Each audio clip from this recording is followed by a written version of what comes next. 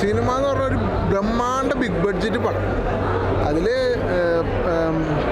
പടത്തിൽ ലാലേട്ടൻ്റെ എൻട്രി തുടങ്ങി നമുക്കൊരു കോരിത്തിരിപ്പ് ഉണ്ടാക്കും. പക്ഷേ മെയിൻ കാര്യം എന്ന് പറഞ്ഞാൽ ഇതിൽ ലാലേട്ടൻ്റെ ഷോട്ട്സൊക്കെ കുറവുള്ള പോലെയാണ് എനിക്ക് തോന്നുന്നത്. കാരണം ഒരു ലെങ്തി ക്യാരക്ടറല്ല ലാലേട്ടൻ ചെയ്തത്.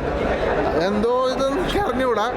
എന്തായാലും പടം ഗംഭീര ഒരു തിയേറ്റർ വാച്ചബിൾ ആയിട്ടുള്ളൊരു പടമാണ് എമ്പുരാൻ. പിന്നെ പ്രത്യേകിച്ച് എടുത്തു പറയേണ്ടത് പൃഥ്വിരാജിൻ്റെ ഒക്കെ പെർഫോമൻസ്. പൃഥ്വിരാജ് അതേപോലെ ടൊവിനോ, ഇവർ രണ്ടുപേരാണ് പടത്തിൽ ഒന്നും കൂടി ലീഡ് ചെയ്ത് നിൽക്കുന്നത്. മുലയിലില്ലെന്നല്ല പറയണേ, മുലയിലെ ക്യാരക്ടർ കുറഞ്ഞു പോയ പോലെ തോന്നുന്നുണ്ട്. പിന്നെ മഞ്ജു വാര്യരൊക്കെ രസമായിട്ട് ചെയ്തിട്ടുണ്ട്. അതേപോലെ തന്നെ താനിയപ്പനും രസമായിട്ട് അഭിനയിച്ച എല്ലാവരും കിട്ടലായിട്ട് ചെയ്തിട്ടുണ്ട്.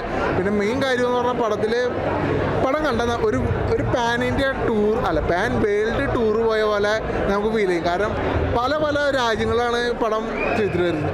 അതുകൊണ്ട് തന്നെയായിരിക്കും പടത്തിൻ്റെ ബഡ്ജറ്റ് ഇത്ര കൂടിപ്പോയത്. എന്തായാലും ബഡ്ജറ്റ് കൂടിയതിന് അതിനുള്ളൊരു പടമുണ്ട് എമ്പുരാൻ. എന്തായാലും കൊള്ളാം. ശരിക്കും പറഞ്ഞാൽ ലൂസിഫർ പോലെ ഒരു പടമല്ല എമ്പുരാൻ.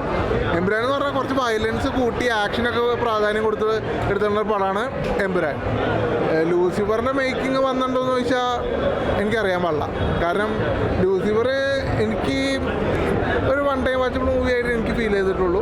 ഞാൻ അങ്ങനെ കണ്ടിട്ടുള്ളൂ. പക്ഷേ എമ്പുരാൻ എന്ന് പറഞ്ഞാൽ റിപ്പീറ്റ് വാല്യൂ ഉണ്ട്. എന്തായാലും ആ ഫൈറ്റും കാര്യങ്ങളും ആ സൗണ്ടും BGM ഒക്കെ ആസ്വദിക്കാൻ തന്നെ എന്തായാലും നമുക്ക് റിപ്പീറ്റ് ചെയ്ത് തിയേറ്ററിൽ കയറാവുന്ന ഒരു പടമാണ് എമ്പുരാൻ.